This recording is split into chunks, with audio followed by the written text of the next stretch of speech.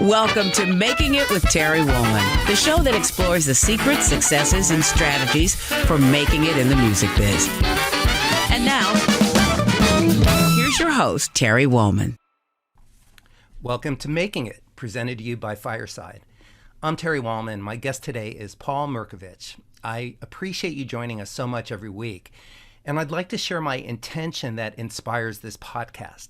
Time passes quickly, and I've learned that we should do what's in our hearts and do it well without apologies or excuses. I encourage you to create your life and art in your own unique way and express your artistry with joy and with abandon. Be willing to work uncompromisingly for what you believe in. Success will have a much better chance of finding you when you live your life with integrity, focus, and passion. Be selfish with your discipline and selfless in your performance, and don't forget to have fun along the way. If you're joining us today in our live virtual audience, we'll be inviting questions and comments during the second half of the show, so make it count. Simply request an invite to speak, and my moderator, Dr. Lisa, will bring you on stage to join the conversation. And by the way, you can also type in your questions or comments along the way, and we will include those in our conversation throughout the show. So let me tell you a little bit about my guest. Paul Mirkovich has been the music director for NBC's hit show The Voice, produced by Mark Burnett, since its debut in 2011. During that time, he has arranged over 5,000 songs, worked with over 2,000 singers on the show, and performed with coaches Adam Levine, Shelton, CeeLo Green, Christina Aguilera, Usher, Pharrell Williams, Shakira, Alicia Keys, Gwen Stefani, and an A-list of guest artists. Paul has also toured as a keyboardist, singer, music director for artists including Pink, Cher, Janet Jackson, Christina Aguilera, Hilary Duff, and Anastacia, and also as a member of the multi-platinum bands Whitesnake and Nelson. A few other artists he's performed and recorded with include Peter Gabriel, Shawn Colvin, Jeffrey Osborne, Eddie Money, Meatloaf, Belinda Carlisle, and Paul Stanley. That's just the tip of the iceberg. Paul Mirkovich, welcome to Making It. Happy to be here. And it's great to see you. It's been a while. It's been a while since we've seen anybody with COVID, of course. Yeah, no one sees anybody right now, right? But it's great to have you on the show. You know, you're very welcome. There's so much to talk about, and I'm going to let you do a lot of the talking today. But a couple of things that I really want to cover is, and the reason why is because people don't really know, but really the importance of discipline and the importance of building long-term relationships with the TV producers that you work with, your band members, your touring band members, but also really what goes on behind the scenes. Because people kind of think when they see you on camera smiling and playing and what appears to be having fun, there was a lot of pre-production and preparation that goes into everything. It really is the tip of the iceberg, what they see when we're performing. And so I want to kind of pull back the curtain on your life, your daily life, but also your journey. What led you to where you are today as a TV music director? So let's just dig in. Let's talk about what it's really like, what you do, and what people probably misunderstand or don't really know. The amount of hours that you put in. And yeah, you talk about discipline, and to me, discipline is possibly the most important thing to be great in any form of music. I mean, the discipline to better yourself every single day, the discipline to put in the work that's necessary, the discipline to see, a mountain of work in front of you and not freak out, but take it little pieces at a time. There are, when we do certain parts of this show, we have 100 songs to do in a couple weeks, or we have 24 songs to do in 2 days, and including completed a full arrangement, get it recorded, get it on stage, teach people their parts, et cetera, et cetera. So there's a discipline involved in in your craft and becoming excellent at your craft, which everybody's probably familiar with, the practice and playing the same 4 bars over and over again of a piece until you get it right. I mean, that kind of practice is pretty obvious to any musician. But then there's the discipline to be focused enough to take a project on and understand what it'll take to get from the beginning of the project to completion, and the discipline to keep yourself focused for what can be an incredibly, arduous task, long hours of no sleep, long hours of stress, people's expectations and all that, and keeping yourself focused through not only your own expectations, but everybody else's expectations to something that's complete. And discipline is, discipline of mind is really incredibly important. And there's disciplines in your body, of course, as well. But the discipline of mind it takes to complete a task that is a seemingly an insurmountable task is something that every successful person in any business needs to have. But in an artistic endeavor like this, where you have to be excellent, and you have to be excellent with a positive attitude, and you have to be excellent with a positive attitude in a certain amount of time, that you only get there by being a disciplined person, I think. Let's talk about positive attitude for a moment. Why is that so important? Well, it's funny because if you talk to some of the people I work with, they'll say that I don't always have a positive attitude, but I always have forward momentum. I'm always thinking of what the next thing is, or the 3 things down the road thing is that we've got to do. So I'm always positive in that sense. I'm not always the easiest person to work with because, I have high expectations of the people around me. I have even higher expectations of myself. Right, Paul. I mean, that's one of the qualities about any great music director, and certainly about you, is that you don't ask of other people what you aren't already doing yourself and more. Well, that's true. I mean, I do expect, it's funny. I expect perfection from the band, the people that I'm working with in the band. Right. Now that's an impossible task for anybody, myself included, but I start with that expectation, and then we get pretty darn close, and that expectation of perfection makes me kind of probably hard to live with at times on the stage. But the other part of it is we achieve a high level of quality in everything that we do, and that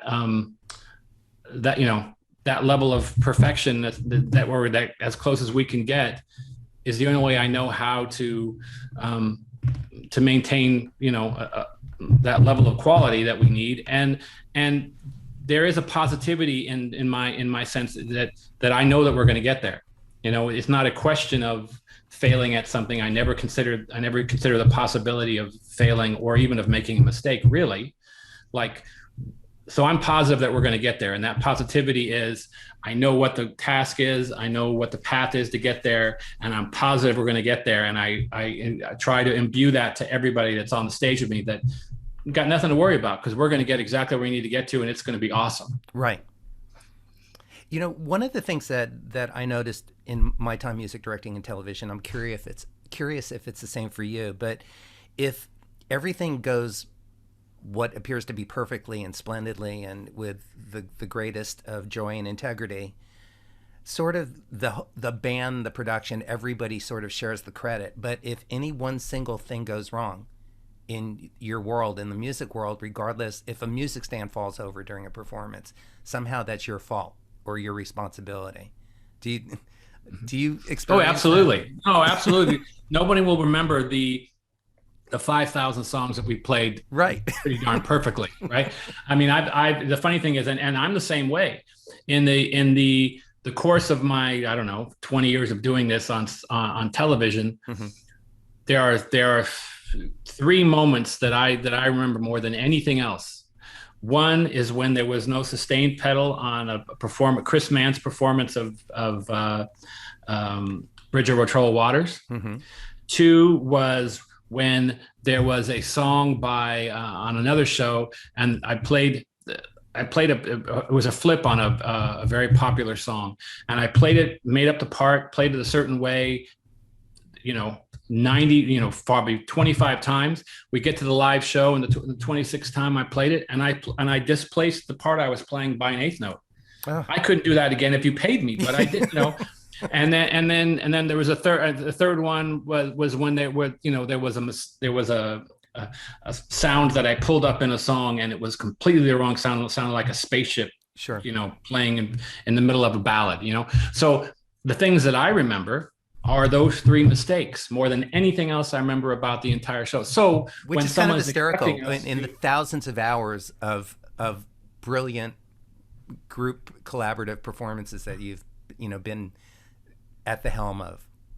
It is. I mean, human nature is funny, but I get it.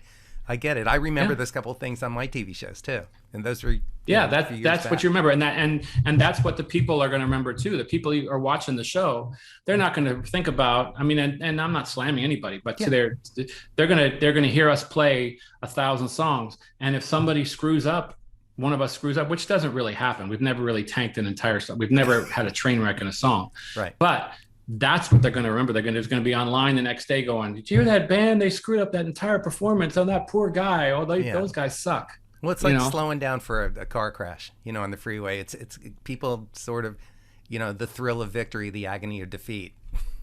Right. Well, and the funny thing is nowadays, when you're playing live on a tour, you make a mistake, whatever, it goes out in the ether and nobody ever knows, it's gone, right? You make a mistake on television, especially in a competition setting, it goes out to YouTube, it goes to Facebook, it goes to everybody's chit chat, everybody in the world knows it immediately, and they blast it.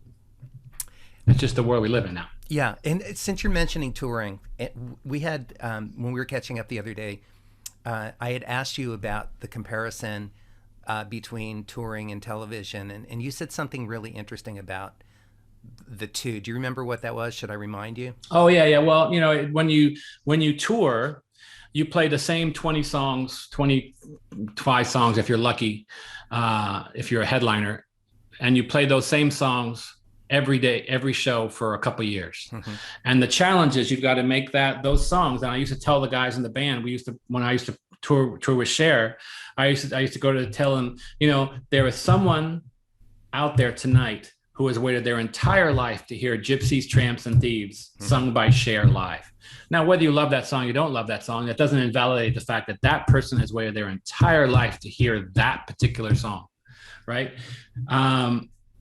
But we can't play it like we played it. I played that song for 20 some years. I played that song probably 1,000 times. I can't play it like I played it 1,000 times. I have to treat it like this is the first, most important, greatest moment of my life, playing that song for that, for this person who's in the audience. Absolutely. TV, it's the opposite thing. We're have 24 songs we're performing on a particular show. We've never played any of those songs before with this artist, and we have to make the people believe we've been playing this song with this artist for years, because it has to feel natural and at ease, and it has to feel like we, we're connected to this artist. So it's the opposite experience. In the touring world, you got to make something that's old seem new, and in the TV world, you got to make something that's brand new seem like you've been doing it forever.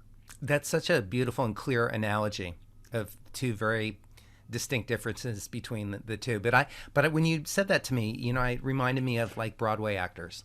Every time they say those lines, they've got to make it like it's the very first time those words came out of their mouth and from their heart. Mm-hmm. So. Well, and it goes to different kinds of music too. Like on our show, we might play an R&B song into a rock song, into a trap R&B beat, into a country song, and those songs will be back to back to back to back, and then do a gospel number. Right. And we have to be chameleons in the sense. There are bands I hear on television sometimes, and every song sounds like a rock song, or every song sounds like an R&B song, and they're putting too much of their own personality into what they're doing at the moment, to my mind. Right. But what you got to do is you've got to play, when you're playing a rock and roll song, you have to play it like you are playing at a rock and roll show in the stadium. When you're playing an R&B song, you have to really believe that you are an R&B musician playing, this R&B song. You have to get into character of the song so that every song sounds distinctly different and distinctly valid as a musical experience in that particular genre. Right. Your wife is one of the many things she does is an actress, correct? Does she have an acting background? She was a dancer. She was a dancer. Okay. Yeah. You're speaking of these things, getting in character and believing that you are such as if you are an actor. Do you have actor friends who have kind of guided you or shared some of their experience? Oh, I have a lot. I have quite a few actor friends and a lot of creatives, of creative friends in all disciplines, acting, dancing, singing, whatever. Right. And the best ones to me, are the ones who, the greatest ones are the ones who really believe their character. You look at Prince, or you look at David Bowie, or, and they, David Bowie was the Thin White Duke when he was a Thin White Duke. Prince, he was that person 24 hours a day, all the time. I don't really have the energy or desire to be a certain a certain character all day long. But like when you're performing art and you want it to be received in an artistic way, you have to believe what you're doing 1,000%. Yeah. And in that sense, it's I don't know if it's acting or if it's just because acting makes it seem like it can be fake. It's not fake. It's you really have to believe. Like when I'm playing, I go back to Gypsies, Tramps, and Thieves. When I play Gypsies, Tramps, and Thieves for Cher, I am believing wholeheartedly that is the greatest song in the world at that moment. And if I don't, then then I'm shortchanging the audience. Right. I agree. It sounds like being fully engaged. Hi, Paul. Hi. Yeah, it sounds like being fully engaged in what you're doing in that moment. Completely, 1,000%. If you're not doing that, then you're wasting your time. Yeah, Mei-Ling Poole said Prince was like that from the beginning. I don't know is this someone that you know? I know. No, I don't. I don't, but thanks, Mei-Ling, for that comment. But she's right, because you could see it in his face when he played. Everybody I know that worked with him said that's how he was 24/7 all the time, and then demanded it from all his people. So she's completely correct. Actually, I have met Mei-Ling virtually, and she was friends with Prince. So that's speaking from somebody direct who knew the person and not just the icon. Paul, let's talk about you growing up. You've had you were studying classical music when you were a kid. You learned to read at a young age and developed some great skills. You studied. I also want to talk about not just that you've got great vocal training, but you also were a pianist essentially for Seth Riggs and Roger Love, two iconic vocal coaches to all kinds of people. And so you were exposed, you sort of had a front row seat to vocal technique for the couple of years that you were doing that. But tell me like what your early years were and even your influences. Like you mentioned a lot of rock influences, but you also, like myself, were deeply influenced by Joni Mitchell and other writers. Oh yeah. Talk to me. Well, one of the funny, I have 11 brothers and sisters, and 11, and there were multiple older brothers and sisters, and some of the music that I remember listening to at first, there was two things. There was the music they would bring home on vinyl, and my older brothers and sisters, my older brother would listen to Jimi Hendrix and Crosby, Stills and Nash and the Beatles and the Who and all that. My sisters would listen to Joni Mitchell and Court and Spark and all her great records. And the first records I remember, and then Stevie Wonder. The first records I remember being conscious listening to, which is very eclectic, were Talking Book by Stevie Wonder, the White Album by the Beatles, and Court and Spark. And those were the first three albums I remember making a real impact on me. And then at the same time, from when I was about 4, I started playing piano and I started studying, how to play, and I was playing Mozart at 5 and 6 years old. So I get this rock and roll and R&B on vinyl, and I get sheet music in front of me that has Mozart. So the influences were pretty radical. The house that I grew up in was always chaotic and noisy and crazy. with all those people. I can imagine. My dad loved to sing and play the violin. My mom had studied opera in college, so she loved to sing. So we were always singing around. Everybody was always singing around the house. And you grew up in LA. Yeah, I grew up in Studio City, about 5 miles from where I'm sitting right now. So, you know, and I grew up in the, I don't know. I mean, you grow up in LA. It was very fortunate because, you know, if you grow up in Pittsburgh, a lot of times you go to work in the steel mill, right? If you grow up in LA, you go to work in the studios in some fashion because they're right here. So when I started playing piano and playing music, you know, it was never something that was completely otherworldly or out of possibility to play music for a living, because I saw lots of people doing it, you know. And I actually, you know, when I was, you know, I studied classical music pretty much. That's all I did until I was about 15 or so. Then I started studying jazz, and I studied with a guy named Charlie Shoemake, who was a very well-known teacher in LA. And then I studied with Terry Trotter, who's also a very well-known teacher in LA. And beautiful teacher too. Yeah. Incredible teacher. Changed the way I played piano completely. You know, so there was a very diverse, and then I would go and you know, get stoned with my friends and play rock and roll on the weekends. So, and by the way, did your mom, since she sang opera, did she teach you any technique when you were younger, or you were just around? No, not really. You know, it's funny thing is, I mean, I sang in the choir, and I sang whenever anybody would say, "Can you sing?" I always say, "Oh yeah, I guess." You know, sure. You know, so it never occurred to me that I couldn't sing. You know, That's so and you know the when I got out of high school, somebody hooked me up with Seth Riggs and Roger Love, and I could read music pretty well, and I could transpose on the spot. So they needed people who could do that. So I sat in with the two of them for often, you know, a couple times a week for probably a year and a half, maybe 2 years. And in that time, I was hearing them teach, hearing how they teach, you know, and you know, while I was waiting between lessons, I would try some of the stuff that they would do. So consequently, I learned their technique, you know, of connecting your chest voice to your mixed voice, and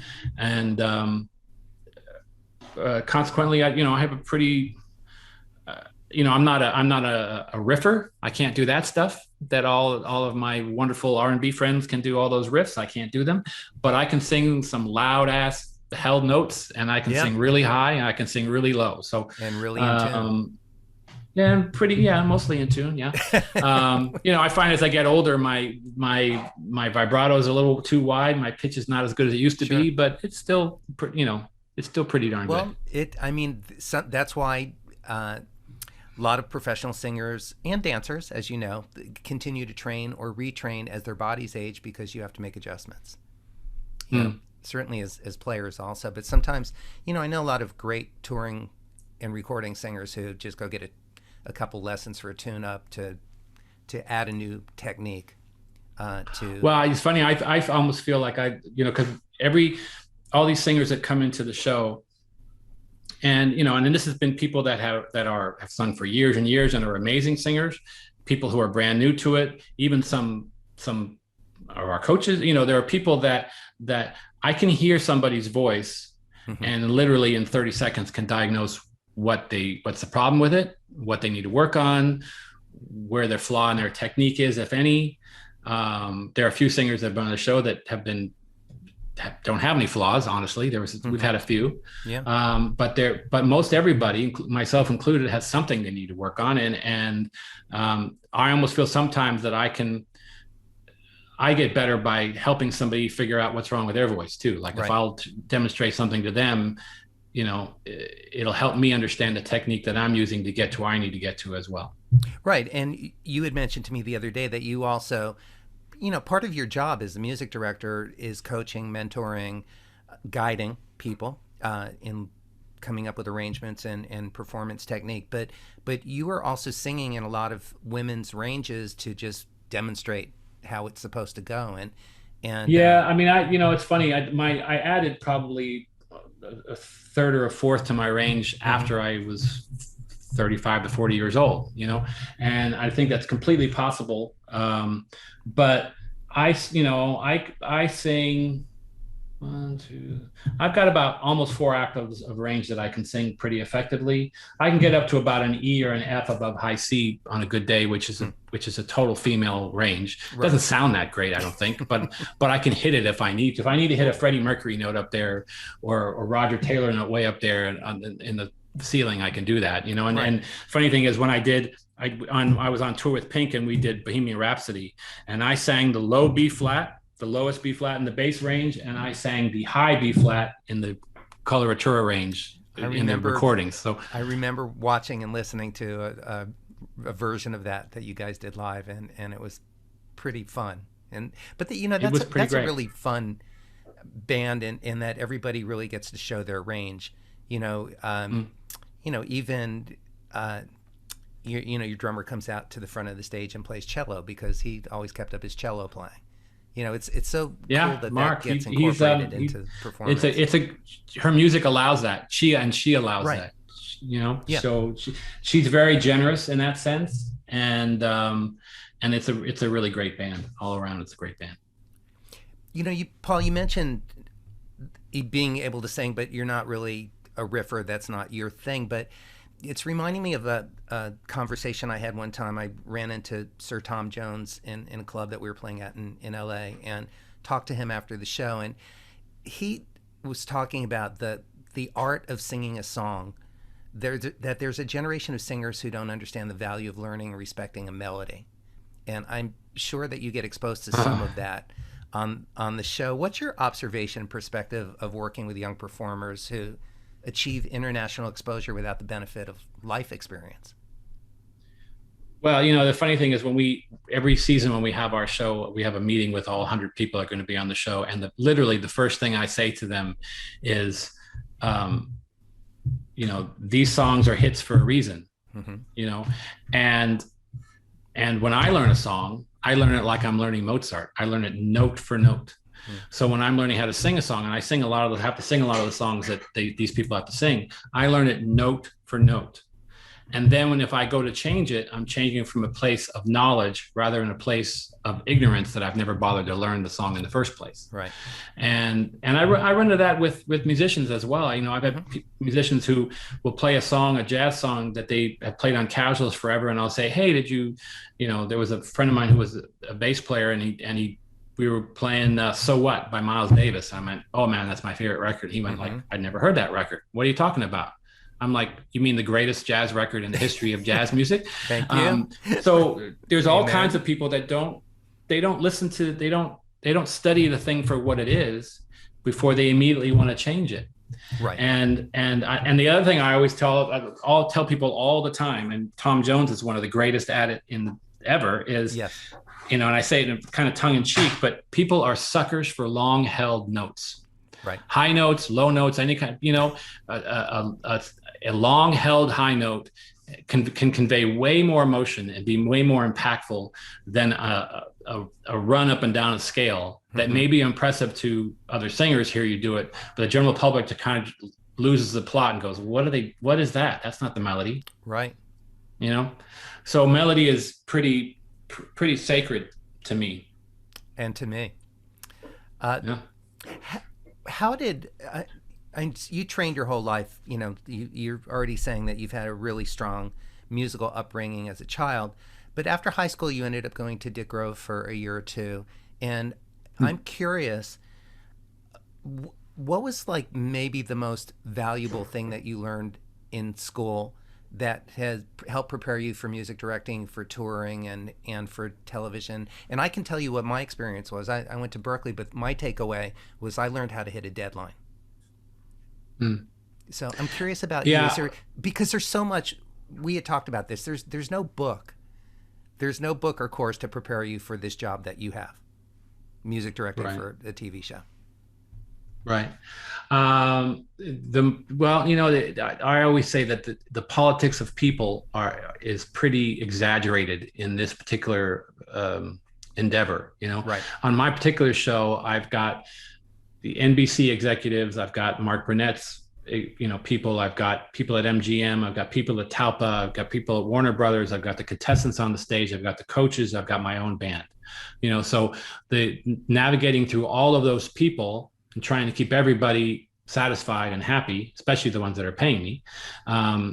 It takes a balance of, being, it takes a balance of maintaining your integrity enough to be able to do your job correctly and efficiently, and be able to tell people the truth when there's something not quite working, whether they're your boss or not. And of course you do have to meet deadlines, because there's a show every week on Monday and Tuesday.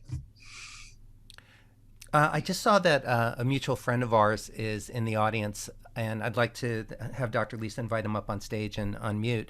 Our Javier Colon was the winner of the very first season of The Voice, which was a kick for me because he's a longtime friend. And so, Jav, if you're there, you are there. Unmute yourself and hi.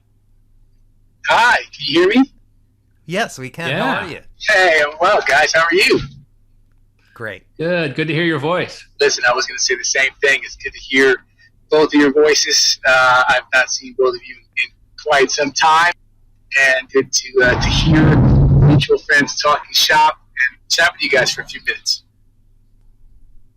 Thanks, Jav. Hey, Paul, I'm not sure if there's anything you want to ask Javier, but I have a question, which is, can you just give your perspective or your experience of what it was like as a professional musician, somebody who had a hit record and career, to that experience that you're working with Paul and the band? What was that like for you?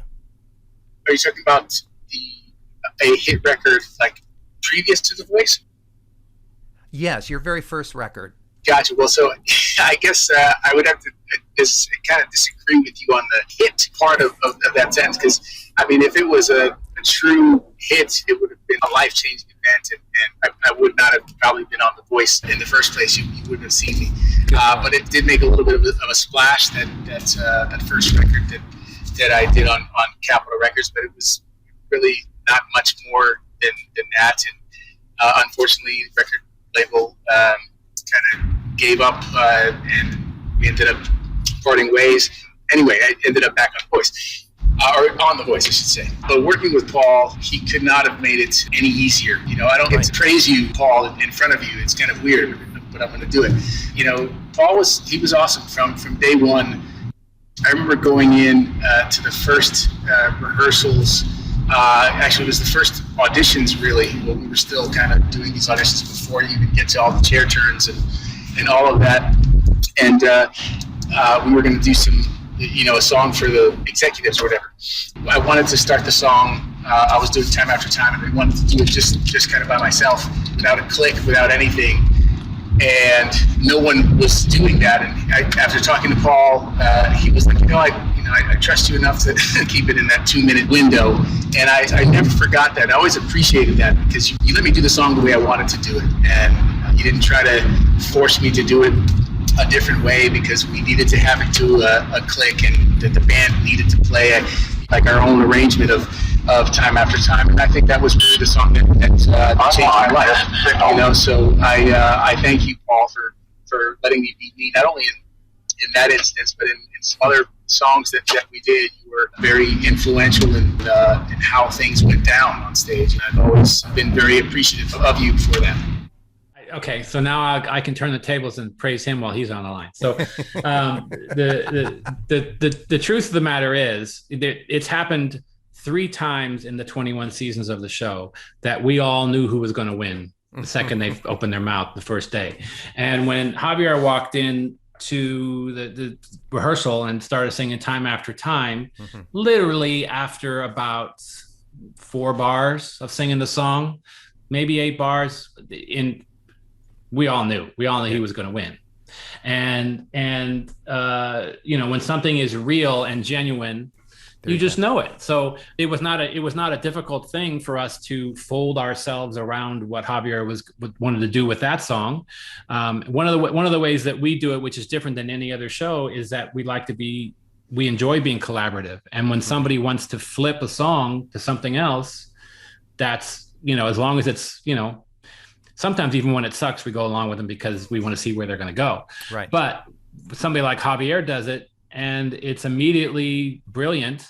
And we just fold ourselves around that so that whatever brilliant thing he wants to express, we can help him express in the best way he possibly can. Right. That's what our job is. And in all honesty, I think having him on the first season of the show, even though the show, had all the earmarkings of being great and being a success, I think honestly having him win the first season of the show legitimized the show quite a bit. Mm-hmm. Because not only did you have this amazing artist singing the song, you had an African-American man too, which was very important. You also had a man who was an African-American dude, but not going to sing, friggin' Bobby Brown. He was singing stuff that he was singing James Taylor. He was there with an acoustic guitar. So right. The fact that someone like that would do something different and unique, and yet also pretty darn near perfect, was I think it helped launch the show from a musical standpoint into seeming like, hey, maybe this is a real thing and it's more legitimate than maybe some of the others that are out there. And this is, this is about some real music we're going to make. So thank you, Javier. One of the other great things about the show, and by the way, Javier said it was not a hit album. And that's accurate, but there were hit songwriters and hit producers that were involved in that, great musicians, and even as Javier, as your very first record that came out, it really truly showed who you were and what you were capable of as a young artist. And one of the beauties of The Voice is that singers are judged on first impressions solely on the merit of their talent. It's a blind audition essentially, and I found that really pretty exciting and refreshing. And also, you could be there and you could be any size, shape, color. You could have had a record deal. You could have never performed in front of an audience before. And that really gets to the heart of music. There's a plus and a minus on that. And Paul, we started to talk about it. People having all this sense of exposure and celebrity without having the experience to back it up, or knowing what to do with it. But fortunately for them, they're surrounded by some great people like you and the team that you've put together, and you have a great team. Yeah, when they walk in with the band, one of the other things I say in the first meeting is when you walk in to visit the band, there's a lot of there's a lot of strangeness in TV. You got cameras pointed at you. There's a bunch of lights. They want to do your hair every 5 seconds. They want to get your reaction. And if it's a really great reaction, can you give me that reaction again? I just gave it to you. Can you give it to me again 2 or 3 times? So there's a lot of strange stuff. But the most normal thing, hopefully for all of them, is to sing, right? Because that's what they are, singers, right. and to sing with a band. Though some of them have not sung with a band before. Right. But I always tell them when you walk in, you're going to walk in with the 5 of us that are there, or the 6 of us, and there's going to be between 150 and 180 years of musical experience between the 6 of us. Mm-hmm. And we're not young. We've seen pretty much everything. Yeah. And I tell them too. I said, this is the greatest band you will ever play with. And until you're famous and can afford the greatest band you ever played with. But even then, this is pretty much still the greatest band you're ever going to play with. Yeah. But I also say but the thing that's most important for us is we want to feel like we're your band. Mm-hmm. We want to feel like we're in a garage somewhere, we're in a studio, you're the lead singer, we are working for you, and because we believe in you, we're your band. And it's the same way, so they have all of us. They have vocal coaches. Trelawney Rose is the head vocal coach, and all kinds of vocal coaches that are amazing vocal coaches. They have staging people that are great. They have the best lighting. They have the best sound of anybody they could get. So, the boot camp, the learning experience that they can all go through, whether they're there for just through the blind auditions, which is a couple of weeks, or whether they get to the end of the show, which is a couple months. Nothing else will ever phase them if they get through our gauntlet, right? And they can learn. The other thing I always say to them is, if there's 100 people that we're starting with, you have a 1% chance of winning the show, but you have a 100% chance of getting better if you really engage in the process that we're going to put you through. Right.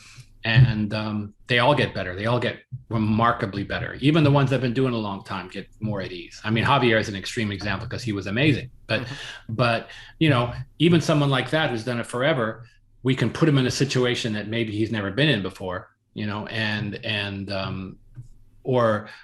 or help him, be more of himself on stage than he's been before, Right. So, it's an amazing team. My Nate Morton's my drummer, been there for 20 years. Sasha Christoph's my bass player, been there for 20 years. Justin Derrico is my guitar player, one of my also guitar been players, with Pink. Justin. And he's been with me. I've known him for 16 years. Eric Daniels, the other keyboard player, I've known for 35 years. So Dave Barrett, another guitar player that comes play with us. They're all long-term because they all work.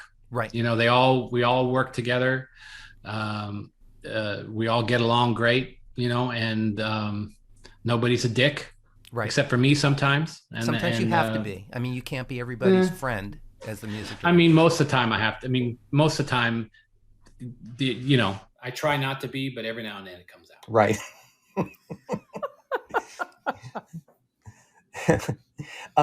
Let's talk about you were. By the way, if anybody's interested in another perspective of being in the band, I've interviewed Nate Morton before, so you can check that out. We go see. He would tell you I was a dick every now and then.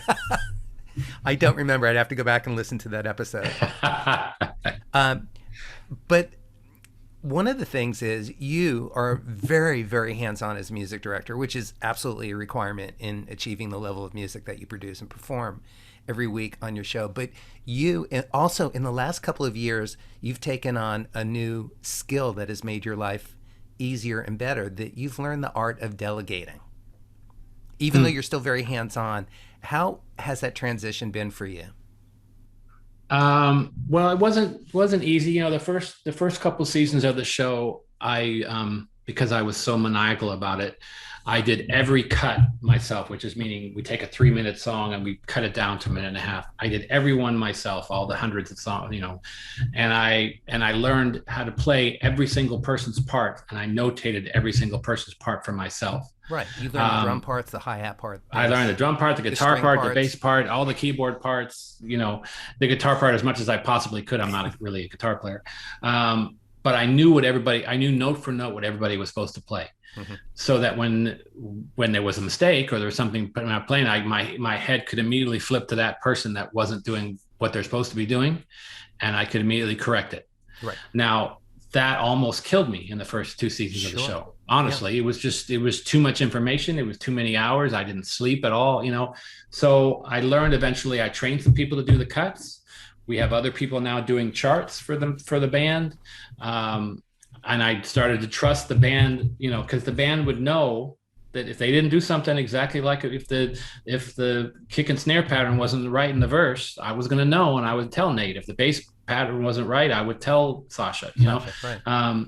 So then eventually, they got to that point where they knew they had to know their stuff 99% there, and so I didn't have to think about it as much because Right. Yeah, because it gradually got to the point where they knew, and still, even though I don't know necessarily, I don't learn everybody's part like I used to, I can tell instantly when something's wrong. Mm-hmm. I can, if there's a chord that's wrong in the guitar, or if there's a keyboard sound that isn't quite right. I mean, I always tell people, I tell the singers, I tell that, my ear immediately snaps to whatever sucks in the room. Whatever's not working, we could be playing and I'm cool, and then something happens and I just go, boom, what's that? Right. What is that? The 11th violin player over there playing that, is not quite correct. My ear goes to what is disharmonious or not working. And so I can immediately, now that I've been able to remove myself from the minutia, now I can hear the whole quite a bit better, it seems like, and tell what's disrupting the flow and what's disharmonious in the flow of the music that we're doing pretty quickly.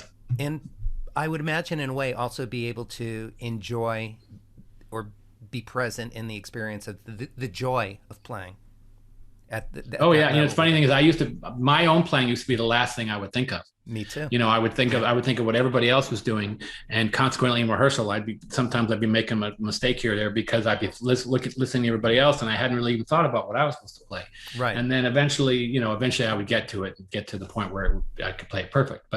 But now I'm able to just have fun playing with the guys way more than I used to. Have fun with my singers, have fun with the BB singers we have fun with the band, and also like and adjust stuff that maybe in one of the rehearsals, spend the time listening to the 3 BB singers and just adjust their parts if they're not working because we changed the key, if they're not working because the blend isn't right. So there's things now, a higher level of nuance I can get to that I couldn't get to before, maybe. Right. So which is a luxury in TV. Yeah. Well, and the guys, they know what I expect. Everybody knows what I expect, so they're all on their A game. So the adjustments I'm making are very small adjustments rather than big adjustments. Right. We our careers in a way, there's some parallels, but what's interesting to me is I went from doing TV, more TV, and then moving into touring as music director. And you spent you've been in TV a very long time, but you also have toured for a good part of your professional life. And I found that when we were finally rehearsing, when we had a month at Third Encore, I found it so luxurious after hitting a TV schedule that I could just go, all right, I just want to hear the boring is another word, I guess you could say. It's funny. I hear people that spend 6 weeks learning 20 songs, and I'm like, are you kidding? We learned 20. Of course, there are levels to how you learn a song and how you can, reproduce a song. I mean, when I still do MD for tours, and I help people get their stuff together for tours. And there are heightened nuances. There are changes you can make to a song, over 6 weeks for a certain part in the show that you have to put it in that you can't do when you're getting a song together in 2 days to be on the show Monday night, and you forget about it and go to the next group. The touring aspect the rehearsal aspect for a tour is a much slower process, obviously, but it's also, you're not just getting the band together, you're getting the dancers together with the act, you're getting the lighting together, you're getting a show that has to travel together, you're getting you're building transitions between songs so that you're creating a 2-hour experience in a tour that's going to be engaging for somebody for the entire 2 hours. Whereas in TV, we're doing 12 songs that are 2 or 3 minute pieces that have to be engaging for those 2 or 3 minute pieces. And I'm not responsible for how it flows from one thing to the next. Mm-hmm. I'm just responsible for those chunks. Right. And there's sort of a beauty in that, because you get to really focus on that and not, you still see the big picture. You probably work the most hours on the show of anybody, maybe with the exception of Mark Burnett. I'm not really sure. No, there's nobody who has put more hours into the show than me. That makes sense, because there's nobody. There's so much that what they see is the tip of the iceberg, and again, nobody. But I will say the other thing is, there would be no show without Mark Burnett. So, the people that are paying us are pretty darn important, because we wouldn't have the show. Yeah. But that's, and then one of the reasons why I work. Him. Right. Yeah. One of the reasons that I work as hard as I do is because I really appreciate the people that have given me this life-changing opportunity to do this show. It has been life-changing for you. And, one of the things I was thinking about this morning when I was going over some notes for our conversation is that back in the day when Johnny Carson did the Tonight Show, Doc Severinsen was music director, and Tommy Newsom, who I got to know really well, was his assistant music director and would run the band sometimes. But Tommy had me over to his house one time, and we were just talking about TV and conducting and everything. And I asked him when he and the band members finally felt like they had a secure job, being in the Tonight Show, and to flip from have this self-employed, kind of freelance attitude. And I thought his answer was going to be, well, after we got picked up for the third year or something. I know what his answer was. He said never, right? He said it was at least 20 years. Oh, yeah. Okay. It was pretty close. Yeah. Do you still, you are successful. you have a great agent who helps negotiate for you so that you don't have to stress about negotiating every detail financially. But like, how does it feel for you, and what's down the line for you? Where do you see yourself continuing in your career? Because you're in a different place right now. You don't work any less hard. You work harder than ever. But do you still feel like you're a freelance musician? I absolutely feel like I'm absolutely freelance, and the truth of the matter is, it's like this show. I mean, the next year the show's only going to be on one time. We've done it twice a year for the first 11 years, right? Mm-hmm. Next year it's only going to be on once. Now it's certainly possible that it'll come back again twice a year the year after, or maybe it'll just be once a year forever and ever and ever, right. Or it could go on for their 10 years once a year, who knows? But the show will end, or there may come a point where they go, who's that old guy on the screen? We don't really need him anymore, and that's fine. That's fine too, because things don't go on forever, But so now, Paul, as a musician and also in your personal life, what are your goals and dreams continuing? Well, I wouldn't mind another 5 years of this show. Mm-hmm. And then beyond that, I have a couple daughters that are musicians. I'd like to see them be successful. I'd like to help them in any way I can to do that. Do you already help them, or are they kind of figuring it out on their own? When they let me. They let me pay for things at times, which is great, because why do you make money if you're not going to help people, Yeah. But they're both very talented, and they both are going their own way. And there are times when they ask my advice. They don't ask me to, I always say my younger daughter, who produces music herself, will let me come, she'll come and let me into the studio when she's working, when something's broken or she can't figure it out. Mm-hmm. But not so much to, she's not going to want me to make a drum pattern for her, because she could do it better than me anyway. Mm-hmm. And my older daughter, I can't write a song really that well. I mean, I know a good song from a bad song, but I'm not really a writer like that. Right. That's not. So I want, I want them to do well. I want to at some point work significantly less hard than I do now. Sure. Because it's too much after a while. Mm-hmm. And I want to, there's still a lot of stuff that I love to learn how to do. I have a room here that's full of about 35 synthesizers that I love, all of them. Well, let's talk about the arpeggio, one of your passions. Oh yeah. I mean, I learned how to. It's not set up right now, but there's an instrument by a company called Marconi, mm-hmm. and a guy named Tim Meeks that invented this thing called the arpeggio about 10 years ago. A man in North Carolina, and it's a stringed instrument that is a tapping instrument. It's electrified. You play it kind of like a piano, a cross between a piano and guitar, and I love to play that. I have a sitar. I play that. I have mm-hmm. a Dilruba, which is an Indian instrument. I play that. I mean, there are things, and I'd love to be able to sit and get better at the piano, So I mean, there's always, the great thing about music is there's always something new to do and always something new to learn. Yeah. And even if it's not perfect, I mean, nobody's going to ever hire me to be a sitar player, but that doesn't mean I don't love to sit there and play it and see what it sounds like, Mm-hmm. So I just think my long-term goals is I'll just keep doing this. I'll keep doing the voice as long as they'll have me.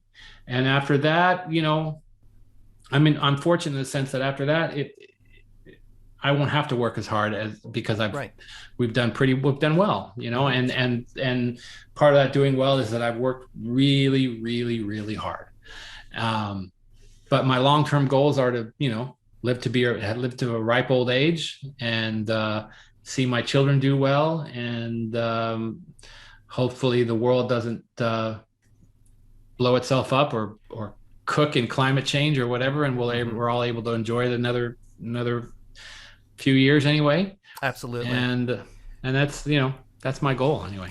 I'm smiling because you're in your you're not very active it's on social media. I mean, but when you are, you speak your heart and you speak your mind, and I really enjoy it and appreciate that. So you're not afraid to say things about global, climate change and pandemic and getting inoculated or not, and certainly, bravo to you for speaking your mind. And there's many musicians and artists that we know that make a decision not to, and that I think some of it is fear based, and but I don't see you I don't going care. through life. Right, you don't care. You really don't give a shit. No, and you I don't care. And what you do care about is the truth. And about integrity and passion and discipline and your family and having a good life. Right. By the way, you had told me you have a Peloton because through COVID, you've been still doing your best to stay healthy, and as we all have. Mm-hmm. And I encourage all of our listeners to keep doing that as well. You got to take care of your body and your heart and your mind and your family and your spirit. It's not just about, what your job. It's so much more. Yeah, well, I have my wife was a dancer and is a yoga teacher, so she has always stayed very fit, and so I don't want to be the really unfit guy walking next to this really hot woman until I'm old and gray, And I have the same challenge in my household. Well, see, yes, I know, and I know your wife. You definitely have that challenge. Yep, and and so.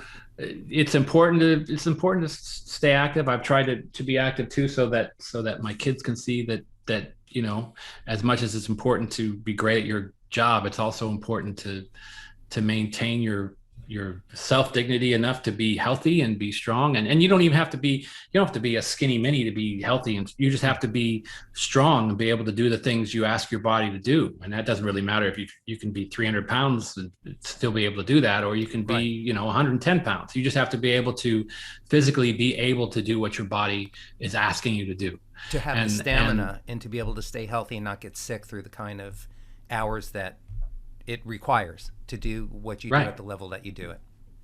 Period. Right. And then the social media thing, it's funny. It's a double-edged sword. It's an amazing thing to be able to be in touch with people, but then there's some crazy people that say the craziest shit. And so when I see somebody saying something that's, just stupid, it's just stupid, and there's people that are irresponsible and spread misinformation and disinformation. Some of them are intentionally doing that, and then there's others that from a political standpoint are just believe the craziest shit. I mean, I'm not honestly. I mean, obviously, I was no fan of Donald Trump, and if anybody ever saw anything that I posted, they would know that. But I'm not a huge fan necessarily of Joe Biden or Barack Obama or any of them, because I think there is a disconnect between people in power, and what the government chooses to spend its money on. I mean, look at Afghanistan. We just totally fucked that up, and we spent 20 years and trillions of dollars making money for people who are in the business of killing people, or in the business of death, and that's why we were there. So, and that's been perpetuated no matter who the president's been, and people were given shit to Biden because we pulled out. Well, when was that going to happen? It had to happen at some point. Anyway, so but then there's people who just believe crazy shit, and when I see people online who believe crazy shit, or people in power that are just not listening to the people, I don't think it's a big act of heroism just to say, hey, that's bullshit. It's just because if someone's not going to hire me because of something I said about Donald Trump, or something I said about, friggin' Joe Biden, or something I said about a vaccine, I got the shot. I think everybody should. That's what I say, Then I don't care. I don't care if those people aren't going to hire me. They're not going to hire me. At this point, I have the luxury of, if nobody hired me tomorrow, till the end of time, I'd probably still be okay. That's right. So, but so I don't have a lot to lose. I don't have the same thing to lose maybe that somebody that really needs their job and consequently has to watch what they say. I don't really have to watch what I say, so I don't. Well, and good for you on that. And by the way, you didn't wait until you were in that position in your career to come to this point of your life where you're going to be vocal about whatever you believed in. You've always been that way. Yeah. Well, I've always been, the funny thing is I've always been that with my employers too, because all those singers, whether it was Pink or Janet or Cher or Christina, the reason why those people hired me and then hired me back again is because I always told them the truth, whether something worked or whether something didn't work. The reason why Mark Burnett hired me a number of times, or the people at NBC listen to me sometimes when I speak, is because they know, or my boss Audrey Morrissey on The Voice, they know when I tell them something, I can be wrong, but I'm telling them exactly the truth as I know it to be and exactly what I feel. I'm not doing it with any bullshit. There's no hidden agenda. This is exactly how I feel. I'm telling you exactly how I feel. You can agree or disagree, but that's what I'm going to tell you. Right. And by the way, to our listeners, for the record, and even to Dr. Lisa, if you're wondering why I haven't mentioned Paul's website and Twitter and all that stuff, is because you barely have a bio and a photo up on the internet. Like, it's not something that's really like of consequence to you. It's kind of fun. I haven't really needed it. No. My daughter keeps telling me she's going to do an Instagram for me, which seems like I can't understand why anybody would want to see pictures of me anyway. So an Instagram thing, I understand why my daughter, who's 24 and beautiful, people want to see pictures of her, but nobody wants who cares if I go out for a walk and walk my dog? Who gives a shit about that? I don't even give a shit about it, and I'm living it. So why would anybody else? You would be so surprised. It would be like Paul is walking his dog again. That would be like a daily thing, and you would have Paul dog walking followers that would only come in to watch you walk. I do have a very cute. We do have a very cute dog. It's my daughter's dog, but she is very cute. You could just do like Paul's walking his dog, and you call it something like Thoughts with Paul while he's walking his dog. And maybe that would be something we do. We'll see. I want to ask you my closing questions and then turn it over to you for any closing points or anything on your heart that you want to say. But my first question of the three is, since this show is called Making It, what does making it mean to you both personally and professionally?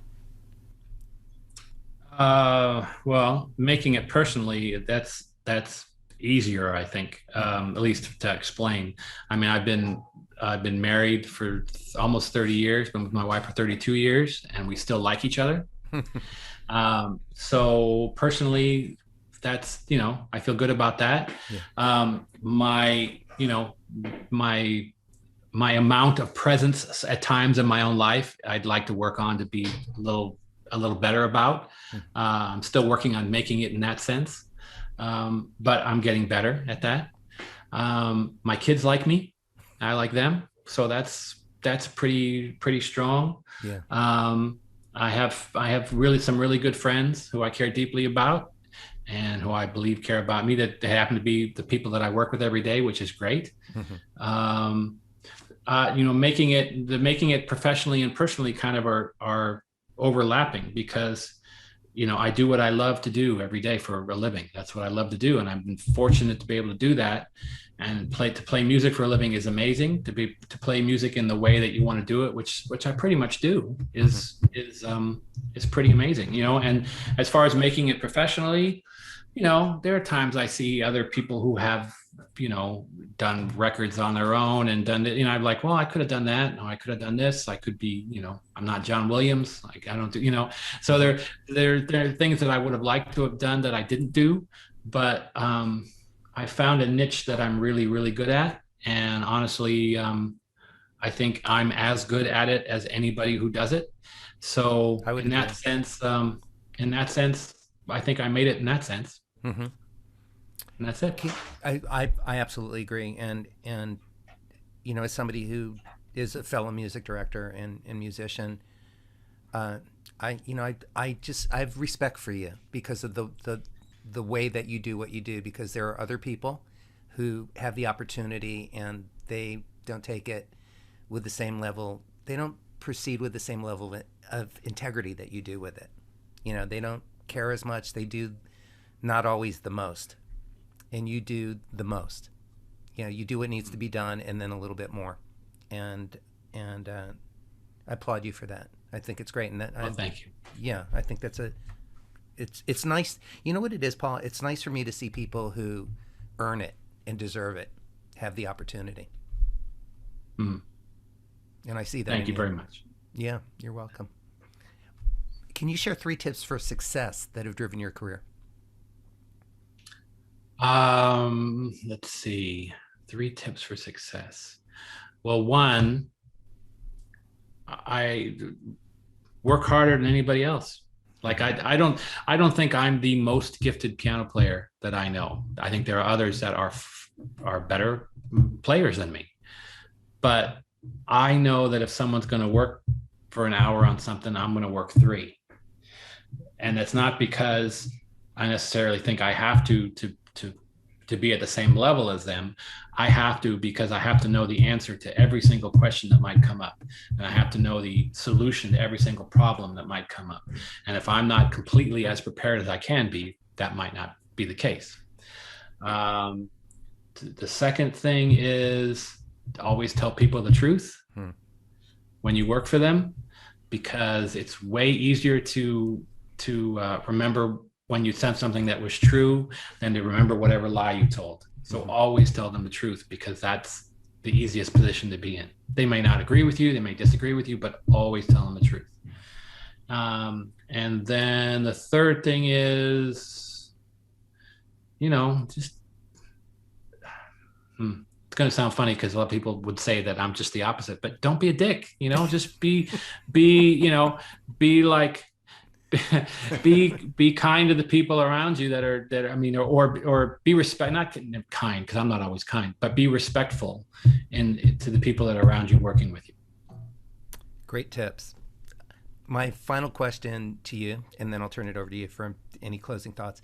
At this point of your life, with everything that you know to be true, you're heading towards your 60s, and I'm just wondering, what would you tell your younger self if you could?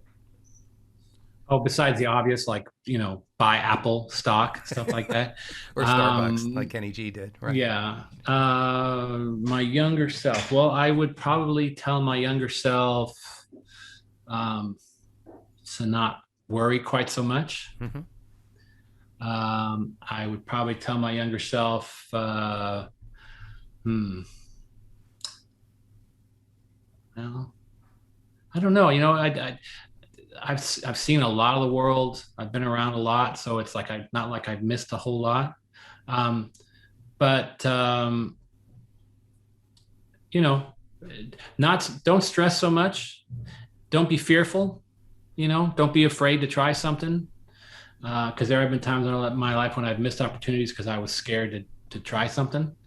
And the last thing is, when you have the opportunity to tell somebody, that you love them or you care about them, then you should do it. Yeah. Because some people aren't around forever. Right. So true. Paul, this has really been a pleasure just to hang out with you, not working and not watching you work, to have this conversation. I really appreciate your time and your perspective, and I wish you continued happiness and success. And is there anything else that you would like to say as we before we thank everybody? I think we covered a lot. Sure did. I think we're good. I appreciate anybody listening in that wanted to listen in. I hope you got something out of it, and I enjoyed the process. Thank you, Paul. Dr. Lisa, thanks for moderating and helping produce the show. Thanks. Always good to be here. Yeah, it's great to have you here. And to our virtual audience, and to Javier Colon for jumping in on the conversation. Our Javier. Friend. Yeah, we love you, Jav. And also to just all of our audience, we really appreciate you. So thank you, everybody. Stay safe, stay inspired, and we look forward to spending more time with you next week. So Paul Mirkovich, thank you. Tune in again next week for another great episode of Making It with Terry Woolman.